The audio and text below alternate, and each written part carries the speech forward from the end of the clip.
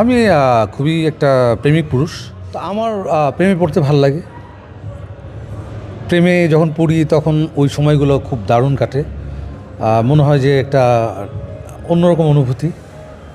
আমি সিঙ্গেল, আমি এখনও বিয়ে করি নাই। আমার স্বাধীন জীবন যাপন করতে করতেই কেন জানি বিয়ে করা হয়ে ওঠেনি। এরকম নাথিং স্পেশাল কোনো স্টোরি বা কিছুই নাই।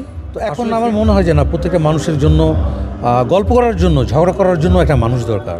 আসসালামু আলাইকুম। এনটিভির দর্শকদের স্বাগত জানাচ্ছি আমি স্পেশাল করেসপন্ডেন্ট জাহিদুর রহমান। দর্শক, আজকে আমাদের অতিথি দেশের একজন প্রখ্যাত সঙ্গীত শিল্পী, যিনি সুরকার হিসেবে পেয়েছেন জাতীয় পুরস্কার। তিনি আমাদের অনেকেরই প্রিয়, বলতে পারি এক কথায়, শফিক তুহিন। মিস্টার তুহিন, এনটিভির পক্ষ থেকে স্বাগতম। এই মুহূর্তটা আপনার কিভাবে ব্যস্ততায় কাটছে? আমরা তো ফুল টাইম মিউজিশিয়ান, সঙ্গীতের সাথে আছি।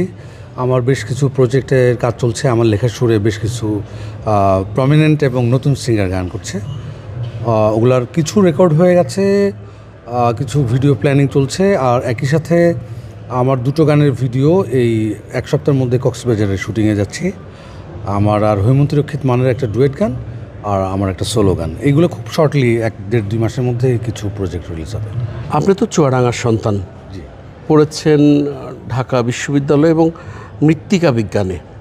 তো এই মাটির সাথেই তো আপনার মোটামুটি মানে ইউজুয়ালি ধারণা করা হয় যে ওই বিষয় মৃত্তিকা সায়েন্স যারা পড়ে তারা এই রিলেটেড বিভিন্ন জবে যায়। আপনি হয়েছেন সঙ্গীত শিল্পী। তো সঙ্গীত শিল্পী হবার এই বাসনাটা কবে থেকে ছিল আপনার? আমার বেড়ে ওঠা দর্শনা, চুয়াডাঙ্গা জেলা দর্শনার একটা মফস্বল জায়গা। আমার বাবা জব করছেন কেরু সুগার মিলে।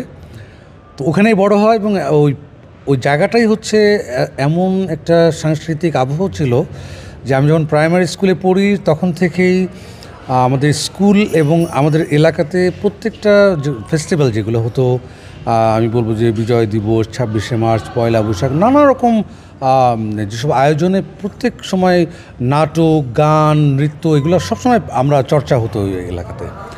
তো ওই ধারাবাহিকতায় আমার বড় ভাই গান করতেন, জাহাঙ্গীর ভাই, ওনার জন্যই আমার মিউজিকে আসা। তো ছোটোবেলা থেকে আমার জন্মের পর থেকেই গান বাজনা এবং একই ওই সাংস্কৃতিক পরিমণ্ডলে বড় হওয়া। আমিও ছোটোবেলা একেবারে কোরাস গান করতাম সবার সাথে পিছনে দাঁড়িয়ে।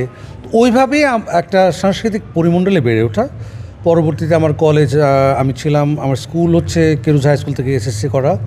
পরে সরকারি বিজ্ঞান কলেজ থেকে আমার এইচএসসি এবং ঢাকা বিশ্ববিদ্যালয়ের মৃত্তিকা বিজ্ঞান।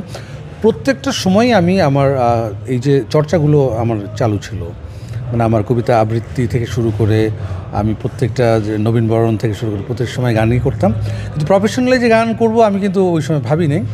আমার মাস্টার্স করার পরে আমি ইউনিভার্সিটি চলাকালীন আমার বেশ কিছু আমার লেখা গান প্রকাশিত হয় খুবই জনপ্রিয় শিল্পীদের কণ্ঠে। আমার প্রথম গান মিছে ভেবে যাওয়া, যেটা গেয়েছিলেন শাকিলা জাফর, আমার প্রথম গান 95-এ মনোহর সেন টুটুলের সুরে।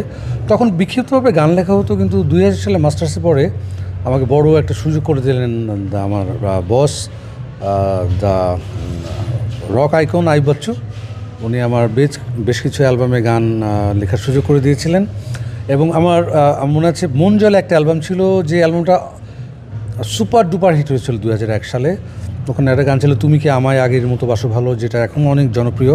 সো ওই গানটার সাকসেসের পরে মনে হলো যে আমার একটা মানে আমি কীভাবে গান লিখেছিলাম সেগুলো সারা দেশের বিভিন্ন কর্নারে এটা মানুষ বাজছে, মানুষ শুনছে, এটা একটা মোহের মধ্যে পড়ে গেলাম যে আর্ট কালচারের যে এত শক্তি, যে আমার হয়তো কোনো কারণে 4টা লাইন বা 10টা লাইন এটা সবার মনের কথা হয়ে উঠছে। তো ওই মোহে পড়ে আস্তে আস্তে এই সঙ্গীতের সাথেই থেকে যাওয়া। তো সেই সঙ্গীতের সাথে থেকে যাওয়ার সূচনা কি তাহলে আমরা বলতে পারি বিশ্ববিদ্যালয় জীবনেই? আসলে আমি তো কোনোভাবে প্ল্যান করে এই জায়গায় আসে না, আর এইভাবে প্ল্যান করে হয়ও না। যে আসলে গান লেখা সুর করা এটা হচ্ছে আল্লাহর একটা অলমাইটির গিফটেড জিনিস। আমরা যে ক্রিয়েশন করি এই ক্রিয়েশনটা হচ্ছে আমি বলবো সৃষ্টিকর্তার একটা উপহার, গিফট। মানুষ কিন্তু ইচ্ছা করলেও অনেক ধনবান হতে পারে, অনেক ধন সম্পত্তির মালিক হতে পারে, কিন্তু একটা গান লেখা সুর করা এটা একটা সৃষ্টিকর্তার বিশেষ একটা উপহার আমি বলবো। So I am so bless যে আল্লাহ তালা আমাকে আমার যে 1,500-2,000 গান লিখেছি বা সুর করেছি, উনি আমাকে সেই বলবো যে কৃপা করেছে, এই জন্যই হয়তো গান লিখতে পেরেছি। এবং আমি সো ব্লেসড, বাংলাদেশের একেবারে টপ ক্লাস যত শিল্পী আছে, শ্রদ্ধেয় রুনা লাল্লা, সাবিনা ইয়াসমিন, আইয়ুব বাচ্চু, জেমস থেকে শুরু করে শাহনাজ রহমতুল্লাহ, সামিনা চৌধুরী থেকে শুরু করে এন্ড্রু কিশোর, আমি বলবো আমি সবার গান লিখতে পেরেছি।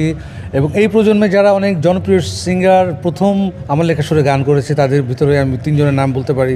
ইমরান, ওর জীবনের প্রথম গান আমার লেখা সুরে, কোনালের প্রথম গান গাওয়া আমার লেখা সুরে, ঝিলিকের গান গাওয়া আমার লেখা সুরে, পুতুলের গান গাওয়া আমার লেখা, মানে এরকম এই যে আমি একটা ওয়াইড রেঞ্জে কাজ করতে পেরেছি, একেবারে band artist to solo artist, এবং সবার সাথে কাজ করতে পেরেছি। এটা বলবো যে আল্লাহ তাআলার অশেষ কৃপা। এবং আমি বলবো যে আই এম সো ব্লেসড। আমি হয়তো অনেক কিছু হতে পারি নাই, কিন্তু এই যে এত সামান্য কিছু সৃষ্টি করতে পেরেছি, যেটা মানুষ শুনে তার প্রেম, দুঃখ, ভালোবাসা, তার ভিতরে যে একটা স্পন্দন হয়, সেটা আমার কাছে অনেক অন্যরকম লাগে, যে এটা আসলে অন্যরকম ভালো লাগে। আপনাকে প্রায় বিশেষ টুপি পরিহিত অবস্থা দেখা যায়, এটা কি আপনার সিগনেচারের অংশ? এটা সিগনেচার। আমার যখন ফার্স্ট অ্যালবাম রিলিজ হয়, আমার গান গাওয়া, তখন আমার ফার্স্ট অ্যালবামের কাভার ডিজাইনের সময় ফটোগ্রাফার র্যাফ ক্লিক, রফিক খুব বাংলাদেশের নাম্বার 1 ফটোগ্রাফার। তো ও তখন নতুন ছিল ফটোগ্রাফি হিসেবে। তো ওর মাথায় একটা ক্যাপ ছিল ফটোগ্রাফির সময়, অর্ধেক ফটো সেশন শেষ, তো ওর মাথার ক্যাপটা আমাকে ছুড়ে দিয়ে বললো, দেখেন তো ভাই, এটা একটু পরেন থেকে আমি ক্লিক করবো, আপনার তো লুক চেঞ্জ হয়ে গেছে।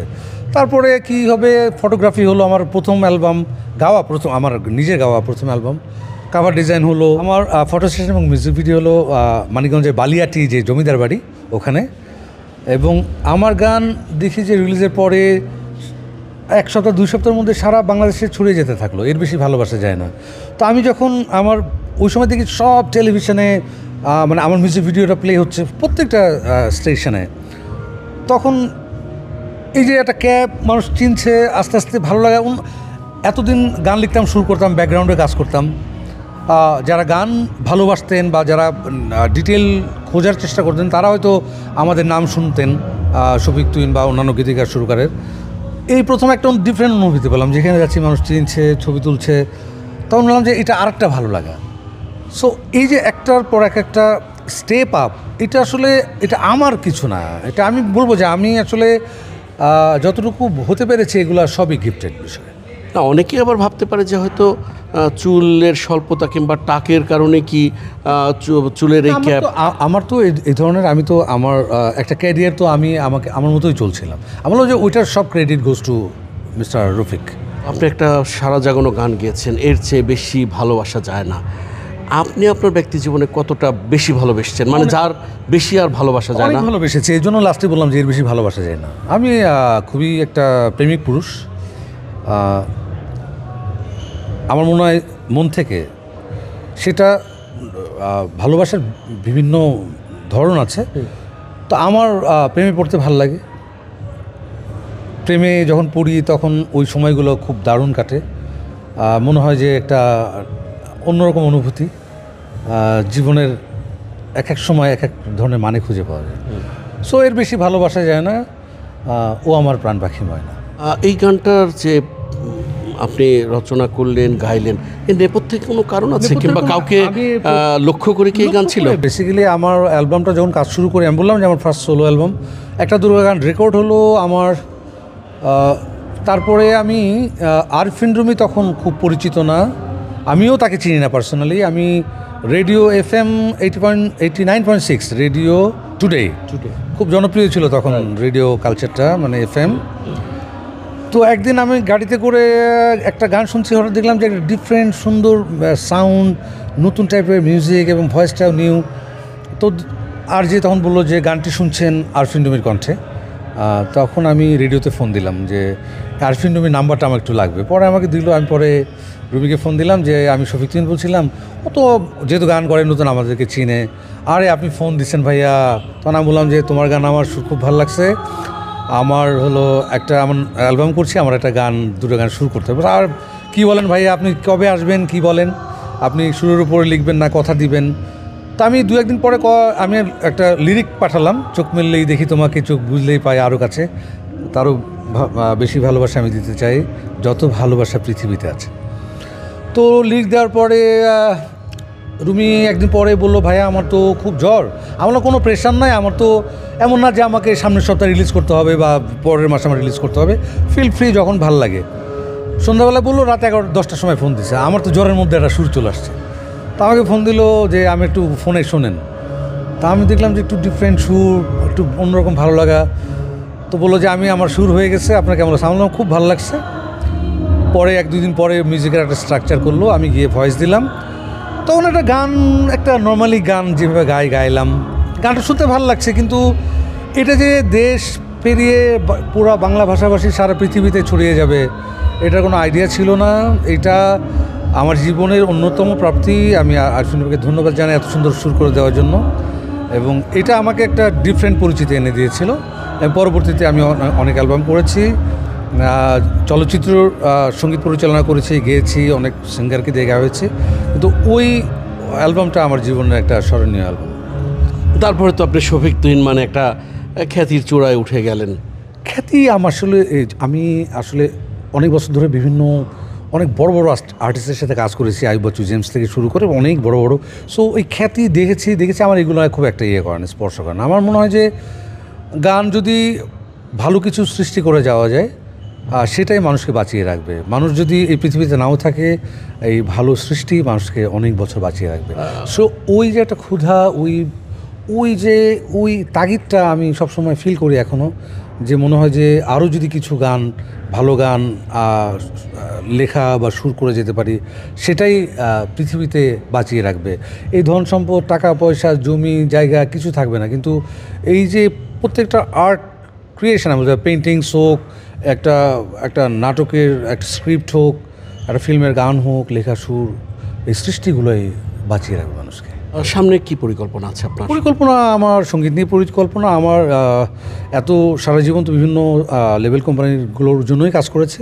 এখন আমার চ্যানেলটাকে আমি শুরু করেছি নতুনভাবে, সব চ্যানেলে কাজ করব, এবং আমার ইউটিউব চ্যানেলটাকেও অন্যান্য চ্যানেলগুলোর জন্য কাজ করতে গিয়ে নিজের মতো করা যায় না। সবসময় বাণিজ্যিক গান বা এটা কতটুকু ভিউ হবে, কতটুকু চলবে, সেরকম একটা চ্যালেঞ্জ থাকে।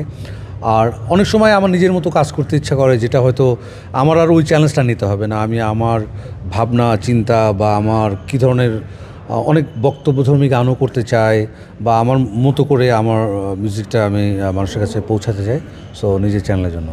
আপনার প্রিয় শিল্পীকে? আমার লম্বা লিস্ট। বাংলাদেশের শাহনওয়াজ রহমতুল্লাহ আমার খুবই প্রিয় শিল্পী। আমাদের আইয়ুব বাচ্চু, জেমস আমার অনেক ভালো লাগা শিল্পী। সেবিন ইয়াসমিন আছেন, সেমিনা চৌধুরী, এরকম লিস্ট অনেক লম্বা। আমি অনেক ধরনের গান শুনেছি একেবারে ছোটোবেলা থেকে, সো অনেক ভালো লাগে। আমার আরেকজন মানে অলক্ষ্যে গুরু হচ্ছে আলাউদ্দিন আলী, যিনি বাংলাদেশে অসংখ্য কালজয়ী গানের সুরস্রষ্টা। ওনার গান শুনে আমরা বড় হয়েছি, এবং বাংলাদেশ বা বাংলা ভাষাভাষীর সঙ্গীত যতদিন টিকে থাকবে, আলাউদ্দিন আলীর অসংখ্য গান আমাদেরকে প্রতিদিনই নতুনভাবে অনুপ্রেরণা যোগাবে, এবং প্রতিটি গানই মনে হবে এক একটা শিক্ষা, এক একটা বই, এক একটা গ্রন্থ। আপনি আপনার নিজের প্রেমের কথা বলছেন, যে বারবার প্রেমে পড়েন, অন্যরকম আবেশে ডুবে যান। সে সময় প্রেম, বিচ্ছেদ, বিরহ, সেগুলো কতটা আপনাকে আচ্ছন্ন করে? হ্যাঁ, নিশ্চয়ই আচ্ছন্ন করে। সবই পার্ট অফ লাইফ। আপনি সুখ যেমন থাকবে, দুঃখ আসবে, ভালোবাসা, বিরহ, এগুলো তো সবই প্রত্যেকটা মানুষের চলমান গল্প। প্রত্যেক গল্পের সাথেই এগুলা অ্যাটাচড। এগুলো ছাড়া মানুষের জীবন চলে না। সো একটা ব্যথা কাটিয়ে উঠে আবার যখন নতুন করে আরেকটা দিন নতুনভাবে শুরু হয়, তখন সেটার প্রাপ্তি এবং সেটার আনন্দ একটা অন্য মাত্রা যোগ করে। সো এইটাই পার্ট অফ লাইফ। প্রত্যেকটা মানুষ এভাবে গেলেই জীবনে বেঁচে থাকার সুখ এবং দুঃখের আনন্দগুলো নতুন করে মানে খুঁজে পাওয়া যায়। আপনার পরিবারের গল্প শোনাতে চাই। আমি সিঙ্গেল, আমি এখনও বিয়ে করি নাই। আমরা 4 ভাই 2 বোন। আমার বাবা মা বেঁচে আছেন। আমার বড় হয়তো বললাম, দর্শনায় বর্ণার বড়টা। সো এটাই আমার ফ্যামিলি। আমার এই ঢাকাতে আমি আমার ছোটো বোনের ফ্যামিলি এবং আমিও দীর্ঘদিন একসাথে থাকি। প্রায় অর্ধ শতাব্দী আপনার জীবন যদি আমরা বলি, তো এই যে অকৃতদার থাকা, এইটা পরিকল্পনা কি? যে কোনো পরিকল্পনা না, এমনি আমার স্বাধীন জীবন যাপন করতে করতেই কেন জানি বিয়ে করা হয়ে ওঠেনি, এরকম নাথিং স্পেশাল কোনো স্টোরি বা কিছুই নাই। আসলে ফ্রিডম লাইফটা কাটাতে কাটাতে একটা সময় পার হয়ে গেল। তো এখন আমার মনে হয় যে না, প্রত্যেকটা মানুষের জন্য গল্প করার জন্য, ঝগড়া করার জন্য একটা মানুষ দরকার। শুধু সংসার না, শুধু সব কিছুর জন্য তো, শুধু জৈবিক চাহিদা বা অন্য কিছু না, মানুষের আসলে একটা অ্যাকম্পানিমেন্ট লাগে। কথা বলার জন্য, ঝগড়া করার জন্য, নিজের সুখ দুঃখের গল্প করার জন্য একটা মানুষ লাগে। এই মানুষটা হয়তো সৃষ্টিকর্তা ভালো জানেন, উনি হয়তো লিখে রেখেছেন। উনি যদি লিখে রাখেন, হয়তো যে কোনো সময় গল্প করার মানুষ খুঁজে পেয়ে যাবো। কিন্তু বিয়েতে যদি বাধা পড়েন তাহলে তো আর প্রেমে পড়ার বিষয়ে তো আরেকটা বাধা চলে আসবে। না, ওই বিষয়গুলো ভাবি না, কারণ সংসার মানুষের দরকার আছে, এটা আমি বিশ্বাস করি। কারণ আমি আমার বাবা মাকে দেখেছি, বা আমি আশেপাশে দেখি, আসলে একটা সময় পরে নিজের পার্টনার ছাড়া আর কেউ থাকে না। ছেলেমেয়েরা বড় হয়ে যায়, নিজের সংসারে ব্যস্ত হয়ে যায়, সবাই সবার মতো জীবনযাপন করে, নিজের পার্টনারই থাকে, এবং এটাই শাশ্বত। সঙ্গীত জীবন নিয়ে কোনো আক্ষেপ, কষ্ট, হতাশা? আমার কোনো আক্ষেপ নাই। আল্লাহ তাআলা আমাকে যেটা দিয়েছে, আমি বলবো যে আমার যে যোগ্যতা তার তুলনায় আমি অনেক বেশি পেয়ে গেছি। আমার কোনো আক্ষেপ নাই। আল্লাহ তাআলা যদি বাঁচিয়ে রাখেন, আমার কাছে, ওনার কাছে আমি যেন সুস্থ মতো বেঁচে থাকতে পারি, এবং আরও কিছু ভালো ভালো গান, ভালো ভালো শিল্পীর কণ্ঠে আমি যেন রেখে যেতে পারি, সেটাই আমার চাওয়া। দর্শকদের জন্য কি বলবেন? না, দর্শকদের উদ্দেশ্যে বলবো যে আমার জন্য দোয়া করবেন। দীর্ঘ 2 যুগেরও বেশি সময় ধরে কাজ করছি, সুস্থ মতো যেন বেঁচে থাকতে পারি, এবং আপনাদের ভালোবাসা নিয়ে আরও সুন্দর সুন্দর গান করতে পারি। এনটিভির সকল দর্শককে আমার পক্ষ থেকে অনেক অনেক শুভেচ্ছা এবং ভালোবাসা। দর্শক, এতক্ষণ আমাদের সঙ্গে ছিলেন জনপ্রিয় সুরকার এবং সঙ্গীত জগতের একজন তারকা শফিক তুহিন। নিশ্চয়ই আগামীতে নতুন কোনো অতিথি নিয়ে হাজির হবার চেষ্টা করবো আপনাদের সামনে। ততক্ষণ পর্যন্ত সবাই ভালো থাকবেন, সুস্থ থাকবেন, এনটিভির সঙ্গেই থাকবেন। আল্লাহ হাফেজ।